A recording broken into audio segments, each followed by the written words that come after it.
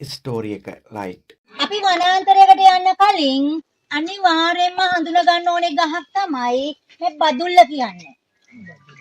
බදුල්ල කියන්නේ මිනිසාට අහිත කරන ශාකයක්. මොකද අපි මේ ගහෙන් ඇල්ලුවොත් කොළයක් මලක් ගෙඩියෙන් පොත්තෙන් මොනම ඇල්ලුවත් කසලා අපේ ඇඟේ රෑෂ් එකක් එනවා. ඇඟපත වන වෙනවා. ඒ වගේ මිනිසාට අහිත කරන ශාකයක් තමයි බදුල්ල කියන්නේ.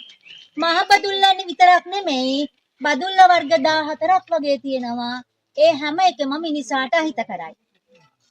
වෙන තැන්වල ගියා වගේ නෙමෙයි කැලයකට යද්දි කියන එක අහන් හිටියේ නැතොත් සොරිම තමයි සති දෙකමාරක් විතර කන්නලිය මතක් කර කර ඉන්න පුළුවන්. කස ඉන්න පුළුවන්. දන්නේ නැතුව ගස් වලින් කොළ වලින් අල්ලන්න කඩන්න යන්න එපා. මේවනේ මේකක් කියලා නෑ. මේක විතරයි මම බදුල්ල වර්ග තියෙද්දි කියනවා අල්ලන්න එපා. උසග අර මැද නම් කරලා තියෙන්නේ. හැම කහෙම කොළ එක විදියනේ